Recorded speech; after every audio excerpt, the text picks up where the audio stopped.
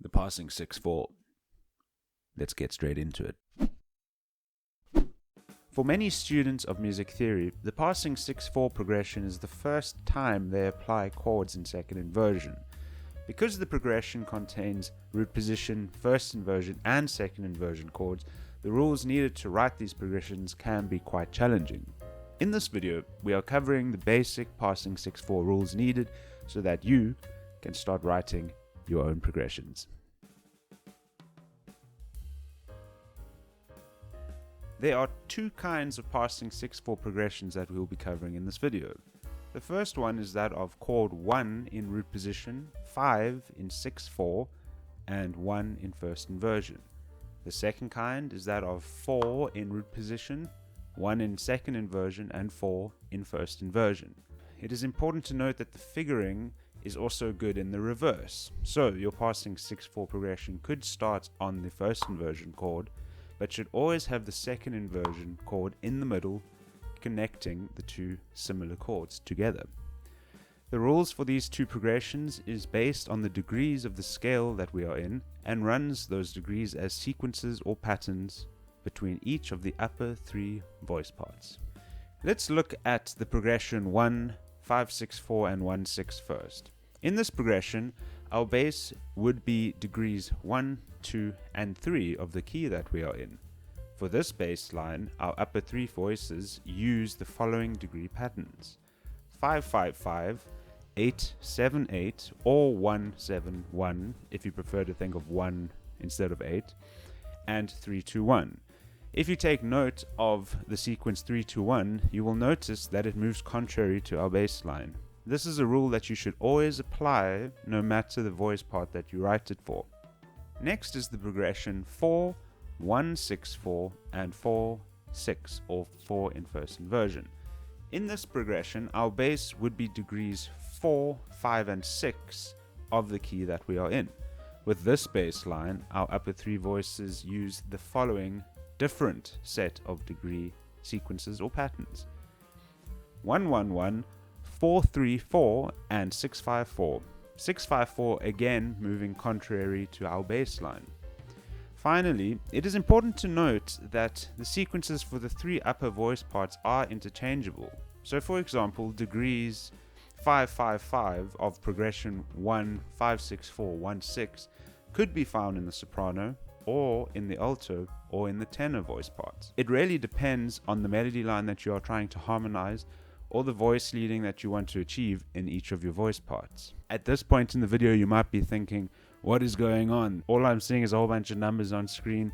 Well, let's quickly jump into Sibelius and see how we can apply what we have just learned.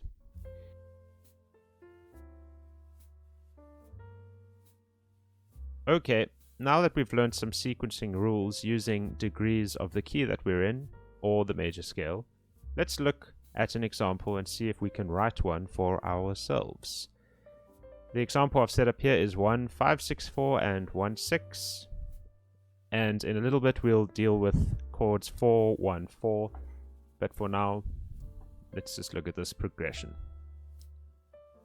So chord 1, the triad is C, E, G. Chord 5 in second inversion, G, B, D, except our bass note now is D. And chord 1 in first inversion, C, E, G again, but our bass note in this case is E. That is degree 1, 2, and 3. Because we don't have a melody line, our upper three voice parts and their sequences really is just up to one's interpretation.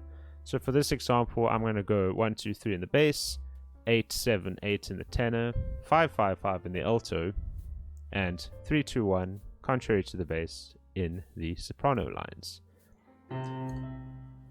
So bass is our C, that is degree 1. Then we're going to go up to the octave, 8, and then 5, that is G, and finally finishing off with degree 3, E, in the soprano. For chords 5 in second inversion, D is in the bass, that is degree 2. Now we're going to go to degree 7 of C, that is B.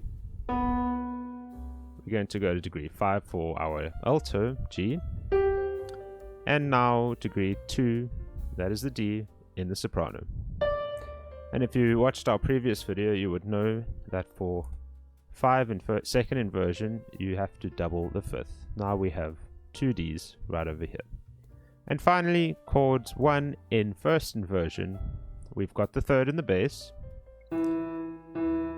And we're going to go to the degree 8 C in the tenor, degree 5 G in the alto, and finally finishing off with degree 1 C in the soprano. Making sure, of course, that our stems are always facing the right way. Let's have a quick listen to this and see how it sounds.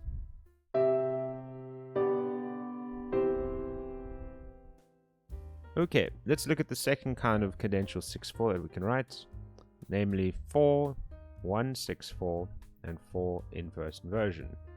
For this example, I'm going to go 4, 5, 6 in my bass. I'm going to go 1, 1, 1 in the tenor, degrees 6, 5, 4 in the alto. That would be contrary to our bass line. And then in the soprano, I'm going to go with 4, 3, and 4. So for my tenor, putting down a C. For the alto, we're going to degree 6, that is an A, and my soprano, degree 4, which is an F. So we have doubled our F in chord 4 in root position. For 1 in second inversion, again our tenor is going to be C, that's degree 1. Our alto now degree 5, G, and our soprano degree 3, 4, 3, and then ending off with a 4 at the top here. So I have doubled my 5th again, which is following the rule for second inversion chords. Chord 4 in first inversion, again our tenor stays the same at C. Alto now is going to be an F, degree 4, and our soprano goes back to the F, degree 4.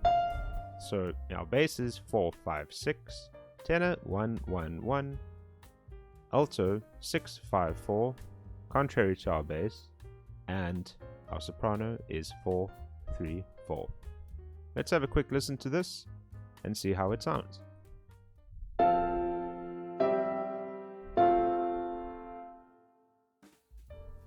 Thanks for watching, everyone. If you enjoyed this video, please do consider leaving a like. If you didn't, a dislike, no problem at all.